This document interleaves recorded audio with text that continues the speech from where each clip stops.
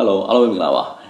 ကျွန်တော်လက်ရှိကမန်လေးမှာပေါ့နော်ရောက်နေတာအဲ့တော့ဒီကျွန်တော်တို့ဓာတ်ပုံလောကမှာပေါ့နော်ပြိုင်ပွဲတွေဝင်နေမှာဓာတ်ပုံစုတွေနိုင်ငံတကာမှာအများကြီးရထားတဲ့လက်ရှိမှာကိုကျော်စရာလေးနဲ့ကျွန်တော်တွေ့နေတာဖြစ်ပါတယ်။ဒါတော့သူဘယ်လိုလုပ်ပြိုင်ပွဲတွေဝင်ပြိုင်ဖြစ်ခဲ့လဲဘယ်လိုစုတွေရခဲ့လဲဆိုတာကိုဒါဓာတ်ပုံဝါနာရှင်ကြီးကိုတွေအတွက်ပေါ့နော်သိရအောင်လို့ကျွန်တော်ကဒီ view လေးနဲ့ပေါ့နော်မေးမြန်းမဲ့အစီအစဉ်လေးလုပ်ထားပါတယ်။မင်္ဂလာပါမင်္ဂလာပါဆရာကိုကျော်စရာလေးက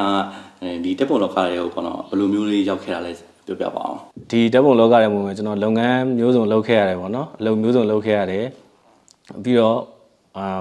ဘောလုံးကန်တယ်ပေါ့နော်တကယ်ချင်းနဲ့ဘောလုံးကန်တယ်ဘောလုံးကန်ပြီးတော့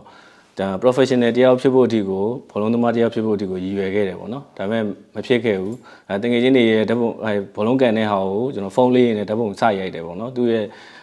movement တွေလှုပ်ရှားနေတဲ့ဟာတွေကိုကျွန်တော်အဲ့ကနေပြီးတော့ပိုးစဝင်တာပေါ့ဗျာဖုန်းလေးနဲ့ရိုင်းနဲ့မှာဒီမန်လေးမှာကန်တစ်ပုံတွေတို့ landscape ပုံတွေစရိုက်တယ်ဖုန်းလေးနဲ့ပဲစရိုက်ပြီးတော့ကျွန်တော်2018မှာမှကင်မရာတစ်လုံးစဝယ်ပြီးဒီ professional ဒီကင်မရာလောကတဲ့ဓာတ်ပုံလောကတဲ့ကိုစဝင်ခဲ့တာပေါ့ဆရာ2018မှာပေါ့နော်ဟုတ်ကဲ့ပါဆရာအဲ့တော့ကျော်စရာလင်းကဆရာရှိမှတင်တန်းတက်ဖွယ်လေပေါ့နော်အဲ့တော့ဆရာကိုတော့ဘယ်ကနေဘယ်လိုသိသွားဆရာကကျွန်တော်ဆရာရဲ့ portrait လက်ရာတွေကျွန်တော် Facebook ကနေပြီးဆရာရဲ့ tutorial video တွေကိုလေ့လာရင်းနဲ့ကြည့်ရင်းနဲ့ဆရာတရက်ကျတော့ post တင်ထားတယ်ပေါ့နော်မန်လေးမှာတတိယကြိမ်မြောက်တင်တန်းလာပြမယ်ဆိုတော့ကျွန်တော်တင်တန်းကိုတတိယကြိမ်မြောက်စတက်တယ်ပေါ့2019မှာဆရာတင်တန်းကိုစ join နေဆရာနဲ့တည်တာပေါ့နော်2019ငါတို့ covid တွေမဖြစ်ခင်ဟုတ်တယ်ဆရာတော်တော်ကြာပါရင်နော်ဟုတ်ဆရာဒါနဲ့ဒီပြိုင်ပွဲတွေဝင်ပြိုင်မယ်ဆိုပြီးဘယ်ကနေဘယ်လိုစိတ်ကူးရပါကျွန်တော်ပြိုင်ပွဲတွေကိုစပြိုင်မယ်ဆိုတာဒီကျွန်တော် Facebook ကနေပြီးတော့ပေါ့နော်ဖိလစ်ပိုင်ထောင်ထားတဲ့ Mega Pixel ဆိုတဲ့ group လေးရှိတယ်ဒါပုံသူကကြတော့စုကြီးတော့မပါဘူးသူကphoto of the day တို့ photo of the man တို့အဲ့လိုမျိုးလေး certificate လေးလုပ်ပြီးတော့ကျွန်တော်အဲ့ group လေးကိုသဘောကျပြီးတော့အဲ့မှာပုံလေးတင်ရင်းနဲ့အဲ့ group ကနေပြီးတော့ကျွန်တော်စခဲ့တယ်ပေါ့နော်အဲ့ပြိုင်ပွဲကိုစိတ်ဝင်စားပြီးနောက်ကျတော့နိုင်ငံတကာပြိုင်ပွဲတွေ Google တို့ Google ကနေရိုက်ရှာတယ်ပြီးတော့ social media ကနေပြီးတော့ကျွန်တော်မျိုးစုံပေါ်လိုက်ရှာရင်နဲ့မှနိုင်ငံတကာပြိုင်ပွဲလောကကိုစခဲ့တာပေါ့ဆရာဟုတ်သူကျော်စရာလင်းအနေနဲ့ပေါ့နော်ဒီပြိုင်ခဲ့တဲ့ပြိုင်ပွဲတွေထဲမှာပထမဆုံးစုရခဲ့တဲ့အချိန်မှာပေါ့နော်ဘယ်လိုမျိုးအပျော်မျိုးခံစားခဲ့လဲအဲ့ဒါနည်းနည်းမျှဝေပေးပါအောင်ဟုတ်ကဲ့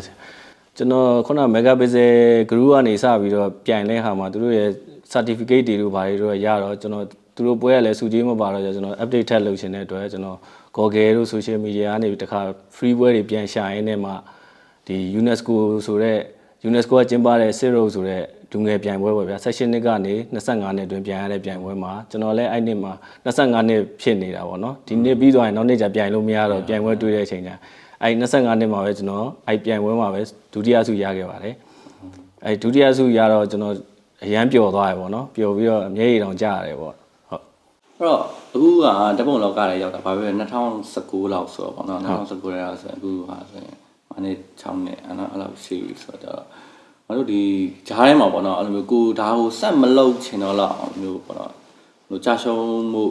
အန်ဆယ်တယ်ကြာရှုံးအန်ဆယ်တယ်အဲ့လိုမျိုးခိုက်တယ်ကြုံဘူးလားကြာရှုံးတယ်လို့တော့မရှိပါဘူးဆရာဒါပေမဲ့ဟိုကိုယ်တိုက်ခိုက်တာတွေတခါလေစိတ်တက်ကြတဲ့ချိန်တွေတခါလေကြာရင်အဲ့လိုပင်ပန်းတဲ့ဟာတွေတော့ရှိပါတယ်ဆရာအဲ့ချိန်ကြာရင်တော့ကျွန်တော်ဟိုကိုကလည်းဝါသနာနဲ့ယူသွမှုကလည်းဒီဓာတ်ပုံဟိုဟာဆိုတော့ဓာတ်ပုံထွက်ရလိုက်တယ်ကျွန်တော်လုံးဝစိတ်ကြီးပြေသွားတယ်အဲ့လိုမျိုးအမြဲတမ်းတော့အဲ့ဒါနဲ့ပဲဟိုပြလိုက်တာပေါ့နော်ပြန်ပြီးတော့အဲ့လိုမျိုးပဲစိတ်ကိုပြန်ပြီးတော့ relax ပြန်လုပ်လိုက်တာပေါ့ဆရာအခုကဟိုဒီလောက်အချိန်တို့တွင်းမှာဆိုရင်ပေါ့နော်အဲ့လိုမျိုးစုလေးလဲဒါဆိုအများကြီးပဲပေါ့နော်ဒါဆက်လက်တွေ့ရဟုတ်ကဲ့ဒါပြိုင်တိုင်းပေါ့နော်ဒါဟိုတော်တော်ဆိုရင်လဲဆရာတို့ဒီတခြားနိုင်ငံတစ်ခုကတော့မှတကယ်ကိုပေါ့နော်ခေါ်ပြီးတော့ကိုသူတလေးတစားနဲ့အဲ့လိုမျိုးစုပဲပေးရတယ်တွေ့ရတယ်ပေါ့နော်တကယ်လဲဝမ်းမြောက်ဖို့ခေါ်တယ်ပေါ့နော်အဲကြောင့်ငါတို့နိုင်ငံမှာဆိုရင်ကွာဓာတ်ပုံရိုက်နေတဲ့ဒါညီကိုတွေပေါ့နော်အဲ့လိုမျိုးကွာနာရှင်ညီကိုတွေရှိတယ်ဒီအဲ့ညီကိုတွေအတွက်ပေါ့နော်ဒီဂျူနီယာဖိုတိုဂရာဖာလေးအတွက်ပေါ့ကျော်စံအနေနဲ့နည်းနည်း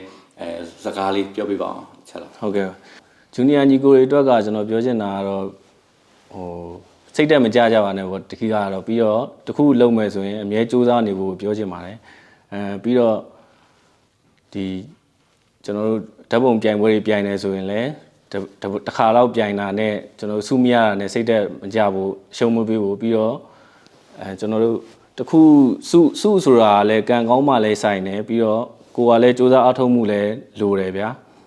အဲ့တော့ကျတော့ ကန်ကောင်းတာရယ်ပြီးတော့ဒိုင်းတွေရဲ့အကြိုက်ရယ်အဲ့တော့ကျွန်တော်လိုမျိုးနိုင်ငံတကာပွဲတွေစုရကျင်နေဆိုရင်ပြိုင်ပွဲတစ်ပွဲချင်းစီရဲ့ဟိုအနီးကပ်ပေါ့နော်ပြိုင်ပွဲတစ်ပွဲချင်းစီရဲ့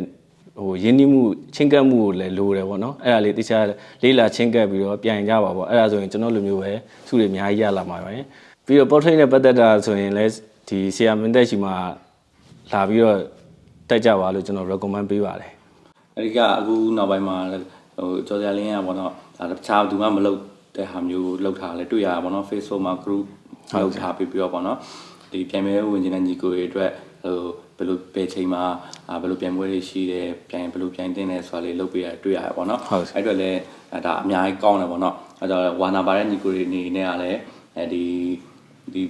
ဒီယိုလေးကိုကြည့်ပြီးတော့ပေါ့နော်စိတ်ဝင်စားရဲဆိုရင်ဒီ Facebook မှာဒီ group တွေပါ join ပြီးတော့ပေါ့နော်လေ့လာလို့ရတယ်ဆိုတော့လည်းပြောချင်ပါတယ်အခုကဒီနောက်ဆုံးပိတ်မေကွန်အနေနဲ့ပေါ့နော်ဟုတ်ကျော်စရာလင်းကလက်ရှိမှာ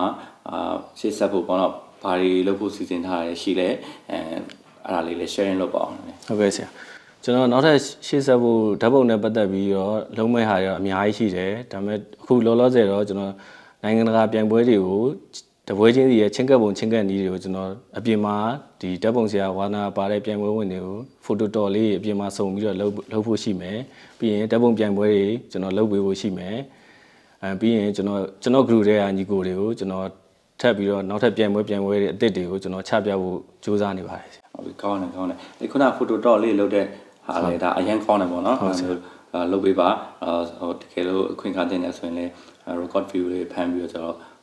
Facebook တင်ပေးဆရာတို့လည်းမြှုပ်နေမယ်ဟုတ်ကဲ့ပါဆရာကျေးဇူးဆိုတော့ကြုံကြိုက်တယ်ဆိုတော့ join မယ်ပါမကြုံကြိုက်ဘူးဆိုတော့အဝေးကလူတွေလည်းကြည့်ချင်အောင်လို့ပေါ့နော်ဟုတ်ကဲ့ပါဆရာဟုတ်အခုလိုမျိုးအချိန်ပေးပြီးတော့ဆရာကိုဖြစ်ကြပေးတဲ့အတွက်ကျေးဇူးအများကြီးတင်ပါတယ်ဟုတ်ကဲ့ပါဆရာကျွန်တော်ဆရာကိုလည်းကျေးဇူးတင်ပါတယ်ဆရာဟုတ်ကဲ့ပါ